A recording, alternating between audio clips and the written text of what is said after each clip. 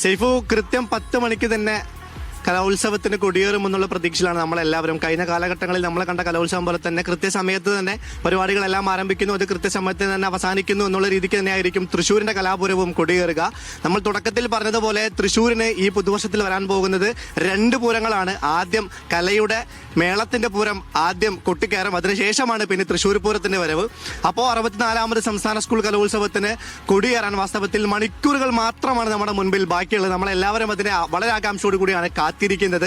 സൂര്യകാന്തി മുതൽ താമര വരെ 25 വേദികളിലായിട്ടാണ് ഈ കലോത്സവം നടക്കാൻ പോകുന്നത്. കേരളത്തിന്റെ കലാകൗമാരം മണിക്കൂറുകൾക്കകം തന്നെ തൃശ്ശൂരിന്റെ വടക്കുനാഥന്റെ തേക്കിൻകാട് മൈതാനിയിലേക്ക് എത്തിച്ചേരുമെന്നുള്ള കാര്യത്തിൽ സംശയമില്ല. കലാപ്രതിഭകൾ മാത്രമല്ല, കലയെ സ്നേഹിക്കുന്ന കേരളത്തിന്റെ മുഴുവൻ മലയാളി മനസ്സുകളും ഈ തൃശ്ശൂരിന്റെ വേദിയിലേക്ക് ഒഴുകിയെത്തും എന്നുള്ള കാര്യത്തിൽ തർക്കമില്ല. നമ്മൾ ആ ഒഴുക്കിന് വേണ്ടി കാത്തിരിക്കുകയാണ്. നമ്മൾ നിലവിൽ നിൽക്കുന്നത് കലോത്സവത്തിന്റെ the center of main point of attraction എന്ന് പറയുന്ന ഏറ്റവും സുപ്രധാനമായിട്ടുള്ള സൂര്യകാന്തി വേദിയിലാണ്.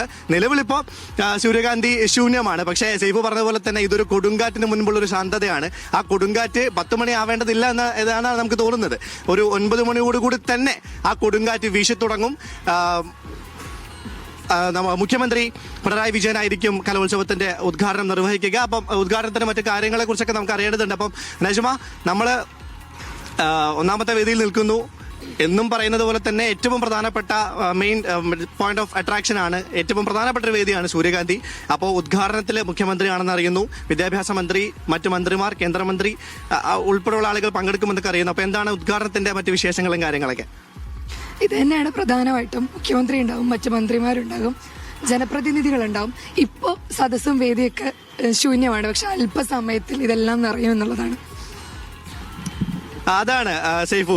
അപ്പം അല്പസമയത്തിനകം ഈ സദസ്സ് മുഴുവൻ നിറഞ്ഞ കവിയും എന്നുള്ള കാര്യത്തിൽ ഒരു സംശയമില്ല. നമ്മളെല്ലാം കാത്തിരിക്കുന്നത് 10 മണിക്ക് കൃത്യം ഉദ്ഘാടന സമ്മേളനം കഴിഞ്ഞാൽ ഉടൻ തന്നെ ഗ്ലാമർ ഇനങ്ങളാണ് ആദ്യ നിരന്തര വേദിയിലെത്തുന്നത്. സാധാരണഗതിയിലൊക്കെ ഈ ഓഫ് സ്റ്റേജ് ഐറ്റങ്ങൾ കഴിഞ്ഞ് പിന്നീട് ഓൺ സ്റ്റേജ് മത്സരത്തിലേക്ക് വരുന്നു എന്നുള്ള പാറ്റേൺ ഒക്കെ മാറി തുടക്കത്തിൽ തന്നെ, അതായത് കലയെ സ്നേഹിക്കുന്ന കലാപൂരം കാണാനെത്തുന്ന ആളുകൾക്ക് ഒരു കാരണവശാലും ഈ ഒരു അവർ ഔട്ടായി പോകരുത്, അവരുടെ ഒരു മൂഡ് ഔട്ടായി പോകരുത് എന്നുള്ളത് കൊണ്ട് തന്നെ ആദ്യം തന്നെ ഗ്ലാമർ ഇനങ്ങളാണ് വേദിയിലേക്ക് എത്തുന്നത്. ഹൈസ്കൂൾ വിഭാഗം പെൺകുട്ടികളുടെ മോഹിനിയാട്ട മത്സരത്തോടു കൂടി തന്നെ 64ാമത് സംസ്ഥാന സ്കൂൾ കലോത്സവത്തിന് അരങ്ങൊണ്ടരും എന്നുള്ള കാര്യത്തിൽ തർക്കമില്ല. അതിനപ്പുറത്തേക്ക് ഒപ്പന വേദിയിലെത്തുന്നുണ്ട് അല്ലേ? ഇന്ന് ഒരുപാട് കാണികളുള്ള ഒരു ഐറ്റമാണ് ഒപ്പന എന്ന് പറയുന്നത്. പ്രധാന ഐറ്റം കൂടിയായിട്ടുള്ള ഒപ്പന ഇന്ന് എത്തും എന്നുള്ളതാണ്. പിന്നെ മറ്റൊന്ന് ആരും ശ്രദ്ധിച്ചോന്നറിയില്ല, നമ്മുടെ വേദികളുടെ പേര് ശ്രദ്ധിച്ചിരുന്നോ? പിന്നെ ഈ വേദികളുടെ പേര് നോക്കുന്ന സമയത്തെ നമ്മളിപ്പോ സൂര്യകാന്തി, മുക്കുറ്റി, മന്ദാരൊക്കെ നമുക്ക് അറിയുന്നതാണ്. പക്ഷെ ഇടയിൽ ഏതോ ഒരാൾ ഒളിഞ്ഞിരിപ്പുണ്ട് അല്ലെ? കർണികാരം എന്നുള്ളൊരു പേരുണ്ട്.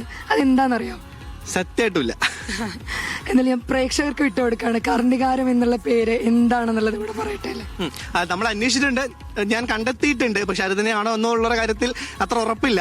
അപ്പോ കർണികാരം എന്നുള്ളൊരു വേദിക്ക് പേരുണ്ട്. എന്താണ് കർണികാരം എന്നുള്ളത് നമ്മളൊക്കെ കാത്തിരിക്കുകയാണ്. നമ്മളൊക്കെ ഒന്ന് അന്വേഷിച്ച് കണ്ടുപിടിക്കേണ്ട ഒരു പേര് കൂടിയാണ്.